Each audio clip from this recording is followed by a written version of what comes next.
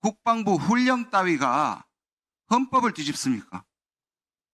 그 얘기하고 있는 모법이 뭡니까? 그러니까 국방부 훈령이 적용될 수 있는 모법은 뭡니까? 지금 가장상위법은 헌법이고 예. 헌법을 보강하기 위한 것이 PKO법이고요. 예. 그 PKO법에 구현되어 있지 않는 것들을 지금 훈령에 정해서 하고 있는 것입니다.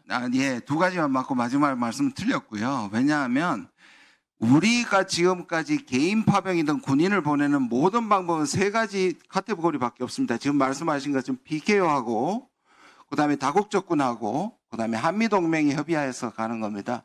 우크라이나는 여기 세 군데 다 하나도 속하지 않고 있습니다. 그런데 어떻게 훈령을 PKO법을 당겨서 쓰는 것이 어떻게 위헌이 아닙니까?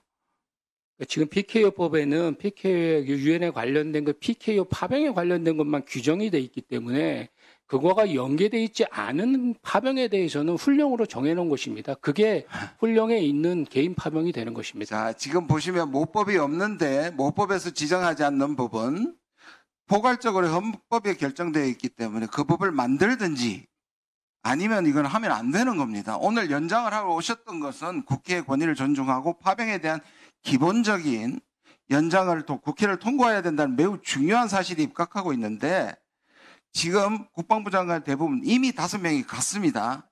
저는 이거 위헌 소송감이라고 생각합니다. 그리고 위헌 소송 준비하겠습니다.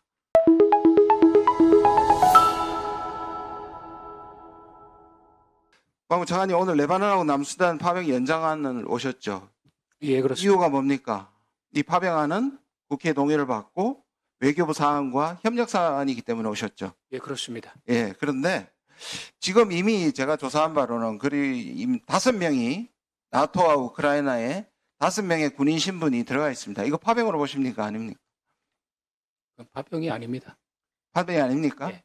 그러면 지금 현재 한국군이 해외 파병되어 있는 현황을 아십니까?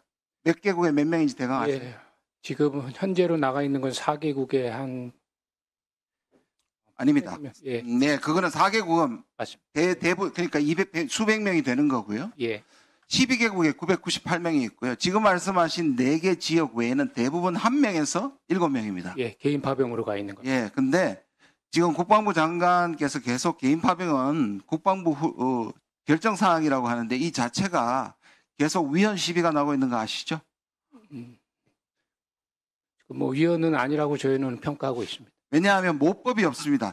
어떻게 된 게 이 정부는 법률안 가지고 시행령 가지고 법률안을 뒤집는 것도 모자라서 국방부 훈령 따위가 헌법을 뒤집습니까? 그 얘기하고 있는 모법이 뭡니까? 그러니까 국방부 훈령이 적용될 수 있는 모법은 뭡니까? 지금 가장상위법은 헌법이고 예. 헌법을 보강하기 위한 것이 PKO법이고요. 예. 그 PKO법에 구현되어 있지 않는 것들을 지금 훈령에 정해서 하고 있는 것입니다. 예, 두 가지만 맞고 마지막 말씀은 틀렸고요. 왜냐하면 우리가 지금까지 개인 파병이든 군인을 보내는 모든 방법은 세 가지 카테고리밖에 없습니다. 지금 말씀하신 것처럼 PKO하고 그다음에 다국적군하고 그다음에 한미동맹이 협의하여서 가는 겁니다. 우크라이나는 여기 세 군데 다 하나도 속하지 않고 있습니다. 그런데 어떻게 훈령을 PKO법을 당겨서 쓰는 것이 어떻게 위헌이 아닙니까? 지금 PKO법에는 PKO 유엔에 관련된 그 PKO 파병에 관련된 것만 규정이 돼 있기 때문에 그거가 연계돼 있지 않은 파병에 대해서는 훈령으로 정해놓은 것입니다. 그게 훈령에 있는 개인 파병이 되는 것입니다. 자, 지금 보시면 모법이 없는데 모법에서 지정하지 않는 부분 포괄적으로 헌법에 결정되어 있기 때문에 그 법을 만들든지 아니면 이건 하면 안 되는 겁니다. 오늘 연장을 하러 오셨던 것은 국회의 권위를 존중하고 파병에 대한 기본적인 연장을 국회를 통과해야 된다는 매우 중요한 사실이 입각하고 있는데 지금 국방부 장관 대부분 이미 5명이 갔습니다. 저는 이거 위헌 소송감이라고 생각합니다. 그리고 위헌 소송 준비하겠습니다. 그리고 5명의 신분을 제가 계속 얘기를 하고 있는데 5명을 가르쳐 주지 않습니다. 지금까지 참 이 파병 보냈던 모든 사람들의 내역과 출장과 신분을 밝혀왔습니다. 단 한 번도 숨기지 않았는데 이번 5명은 절대로 내역을 밝히지 않습니다. 왜? 이건 국방부가 주관하지 않고 국정원이 주장하고 있기 때문입니다. 그리고 PKO법은 아까 지금 두 분이 말씀하셨지 않습니까? 외교부 장관이 국방부 장관하고 위임해야 되고 특히 PKO법에서 국방부 장관이 훈령에 위임한다는 사항이 없기 때문에 이것은 굉장히 위법죄입니다. 제가 지난주에 우리 의원실에서 지금 누가 파견되어 있느냐 하면 육군 탄약 정책 담당관이 파견되어 있죠. 장관님. 이거는 부인하셨다가 안보실에서 나중에 정정하고 시인했던 부분입니다. 예, 말씀하십시오. 예, 이 5명이 불분명하고요. 왜 지금 우리의 육군 탄약 정책 담당관이 나토에 가 있습니까? 우크라이나에 가 있습니까? 이건 이미 살상 무기를 제공하겠다고. 의원님 말씀하셨으니까 좀 말씀드리네요. PKO법은 유엔의 PKO 파견에 관련된 것만 규정이 돼 있기 때문에 다국 정권과 관련된 이런 국제 협력과 관련된 파병을 규정하지 못하고 있습니다.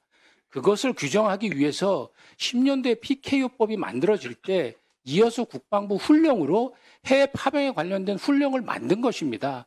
그래서 부대 단위에 대한 부대 파병에 대한 것과 이렇게 다국적 협력을 위한 개인 파병에 관한 개인 파병을 훈령에 넣어서 이것들을 보강하기 위한 법입니다. 예. 예, 수고하셨습니다. 다음 이재정 의원님, 예, 질의해 주시기 바랍니다. 예, 이건 질의는 아니고 차관님 방금 이제 심각한 오해를 하고 계신 건지 이제 차관을 하시기엔 좀 부적절하신 역량이 부적절하신 건지 하는 생각이 드네요. PKO법이 관련된 내용을 포함하지 못하고 있기 때문에 그러면 관련된 하위법에서는 뭐든 만들 수 없습니다. 그게 우리나라 대한민국 책입니다.